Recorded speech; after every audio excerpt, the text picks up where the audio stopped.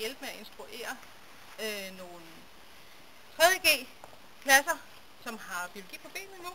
Det er rigtigt? Ja. Ja. Og sømiddelstationen er, halvdelen af sømiddelstationen er RUC's, Roskilde Universitets feltstation, og den anden halvdel, som er derovre, den tilhører Holbæk Kommune. Og vi bruger feltstationen i forbindelse med, at vi holder feltkurser, og vi bruger det også, hvis vi holder møder eller andre seminarer og sådan noget, bruger vi det også samtidig. Men vi kører herud, miljøbiologerne, nogle gange om året med nogle af vores studerende, og så holder vi feltkurser, hvor vi laver noget i felten.